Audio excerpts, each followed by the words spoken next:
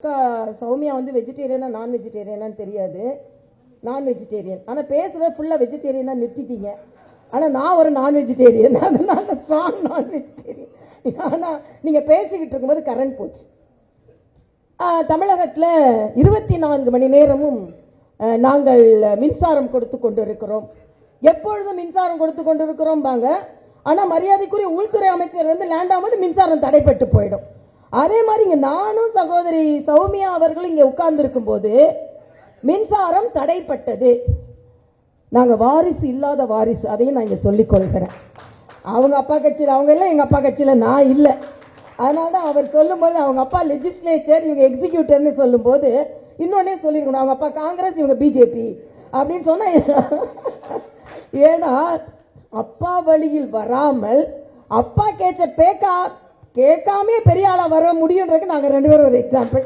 அவங்க கேட்கறாங்கன்னு தெரியாது, கேட்டு அவங்க பெரிய ஆளா. நான் எங்க அப்பா பேச்ச கேட்கல.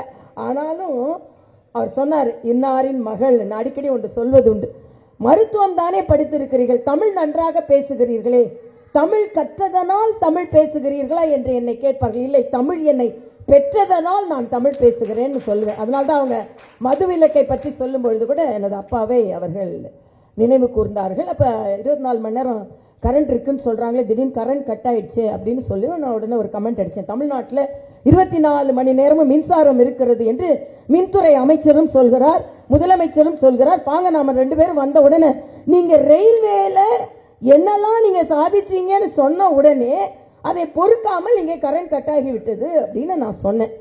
உடனே இதுக்கு ஒரு ஆர்கியூமெண்ட் வரும். என்னன்னா உடனே போய் முதலமைச்சர்கிட்ட சொல்லுவாங்க, இதை மாதிரி பிஜேபியிலையும் பாமகவிலையும் கமெண்ட் அடிச்சாங்க, தமிழ்நாட்டில் 24 மணி நேரமும் கரண்ட் இருக்குன்னு சொன்னாங்க, ஆனா அவங்க மீட்டிங் நடக்கும்போது கரண்ட் கட் ஆயிடுச்சுன்னு சொன்னாங்களே அப்படின்னு. உடனே முதலமைச்சர் கேட்பார், எங்க நடந்தது?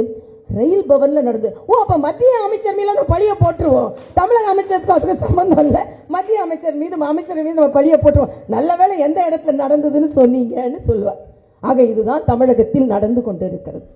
என்னை பொறுத்த மட்டில் நான் ஏற்கனவே சொன்ன மாதிரி என்னை போன்றவர்கள், சகோதரி சௌமியா போன்றவர்கள் எல்லாம் மக்களோடு மக்களாக இணைந்து அவர்களோடு பழகி அவர்களுக்காக நாங்கள் பணியாற்ற வேண்டும் என்று நினைத்துக் கொண்டிருக்கும் பொழுது எங்களை போன்றவர்கள் எல்லாம் தேர்ந்தெடுக்கப்படாதது என்பது எங்களுக்கும் கவலைதான், மக்களுக்கும் கவலைதான்.